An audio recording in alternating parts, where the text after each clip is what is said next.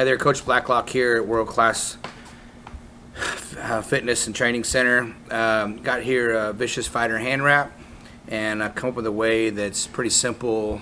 We are a full fighting gym here in Tulsa, Oklahoma, and we got guys that go from boxing, kickboxing to the MMA, switching gloves, and then into the jiu-jitsu room, or back and forth. And so I'm going to show you a way real quick to wrap your hands.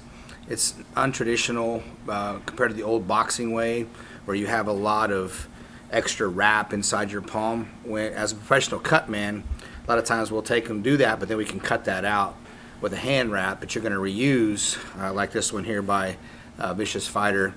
Appreciate them. And you can't be cutting your hand wrap. So first thing you always want to do, remember, is the most important part is the front part of your hand. Some things to remember is you always want to try to pull from the outside of your hand in, because basically your radius and your ulnar run down your hand here, and most of your boxing fractures happen with this outside part of your hand because it's not as stable, and that's where you end up losing knuckles and breaking knuckles. So, and then this other thing is you want to catch the thumb, pull the thumb in. So unlike when I'm taping hands, when we start on the wrist with gauze and things, we're going to make a pad. And then, a lot of times I see over the last 20 years, people, when they get done with their hand wraps, they roll them up. Well, they're not going to last long that way, and just to be honest, your gym bag and your equipment's going to smell like ass, because when you roll up sweaty hand wraps, even though it's pretty squared away and you're trying to be responsible, you're rolling up bacteria, and that's what makes it stink. So you're better off to just leave your hand wraps unraveled, and then if you have to have them rolled up, just do it right before you wrap your hands. And to make your hand wraps last longer, I suggest you wash them and then don't dry them. Just let them air dry. So I'm gonna, and I don't typically use the boxer's thumb loop. I'm gonna just come over, and everybody's different on how thick your pad is. So I'm gonna fold it about 5 times for me, and we're gonna get a lot on there anyway. And then if you're, a lot of times guys hit hard no matter what weight, especially heavy weights, I actually have foam for them that I'll give them to stick. So little things like this right here, it's a real dense piece of foam. This actually belongs to one of my heavyweights.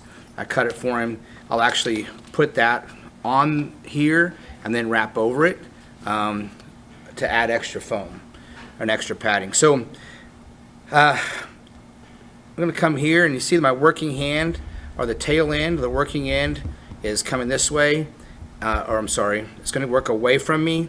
That way, it's always gonna work away from your thumb. So left hand, tail end, working end is gonna go towards your pinky, and same over here. And then I'm gonna hold it with my thumb. I'm gonna bring this back around a couple times. And if you'll notice, here's my knuckles, it's splitting my knuckles. So I'm gonna go around there 3 times.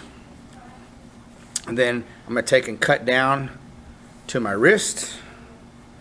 And you always wanna go a full wrap. So here's my wrist bone.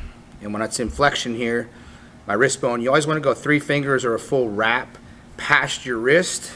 And some boxers like to go all the way up to where the insertion of your forearm goes into your wrist. So whatever you like. And then come back around. I'm going to catch my thumb.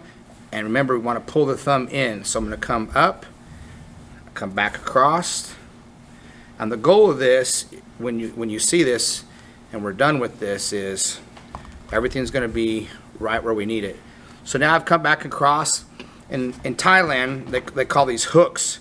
But I'm going to see how I come across, and I'm going to come up, and I'm going to catch. Boom. And I came on the inside, and I'm going to come around to the outside, and I made this hook, or this cross. I crossed it over. Then I'm going to come back up and catch me another hook. Boom. I came in through here.